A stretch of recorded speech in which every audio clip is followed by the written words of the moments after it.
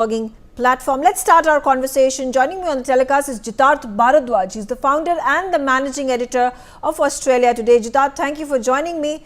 And my first question about the reaction that has been put forth by the Canadian Foreign Ministry. How do you view it?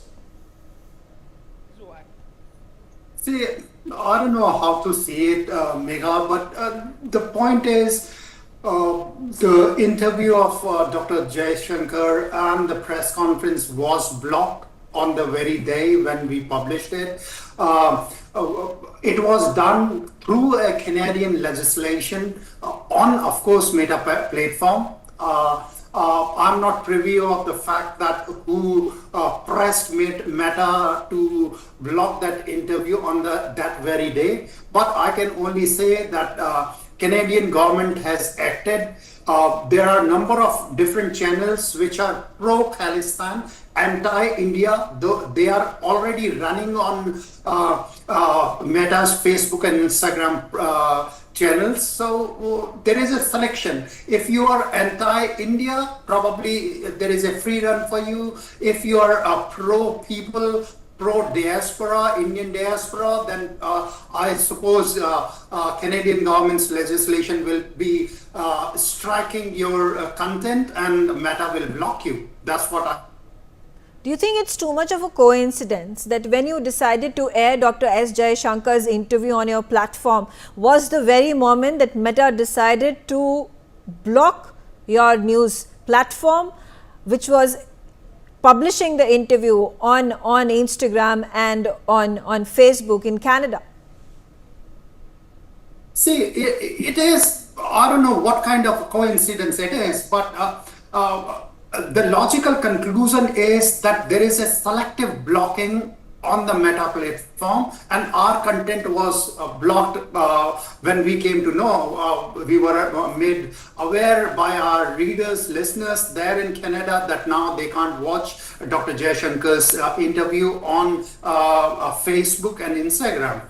And that's how we came to know. Others, they send us a screenshot, oh, they can see this platform. They always produce content against India, anti-India or pro-Khalistani propaganda. They are still running there. So there is a kind of a selective restriction on our news content. That's what my understanding is at this point in time. Right, absolutely. You've also insinuated at this point in time that there is an illusion that that the government of Canada, which is run by Justin Trudeau and the Liberals, is perhaps, do you think, hand in glove with Meta and the number of these tech giant companies that have these platforms to misuse their power, to influence the viewers, influence the users and the consumers of these platforms in favor of the government?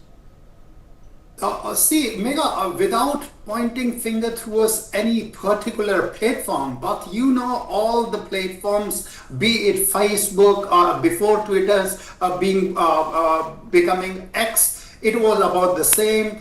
Google's, YouTube, all behave almost in the same way, serving the Western society, serving their Western masses. Be it Canadian government or any other government, they behave as if they are somewhere anti-Asian or brown community. They are the best known people in terms of laws or society. They are the kind of protectors of cultures. That's how they behave, and they tell us that by removing the content, they have done something great for the society. That's how these platforms behave. Okay, all right. And talking about, you know, the Online News Act that was passed in the Parliament in 2023 in Canada restricts these tech giants, these micro blogging platforms, whether it is Facebook or it is Instagram, you talk about X, they restrict these portals to carry news, and if these portals make a decision to carry news from other media platforms, there is a fee that needs to be paid to these media platforms. What the Canadian government says is this upholds content that is provided by media organizations and remunerates them, at least ensuring that they get their due when these pieces of information, this news comes and is published on Google, or it's published on Instagram, it's published on Facebook. Do you think, do you buy this this justification that has been provided? See, I'm not aware of what Canadian government want to achieve by this justification. Probably a face-saving act on their behalf. See, they have restricted our page. That's true.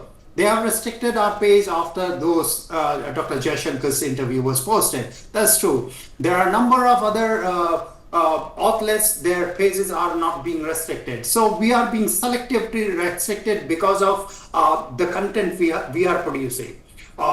So all the readers in the Western democracies, press freedom is one of the core pillars, which seems to be not working in Canada as at the moment, at least in this episode with Australia Today. I see it this way. Okay, all right. Jitarth Bharadwaj, stay on with me for the remaining part of the discussion, as I now invite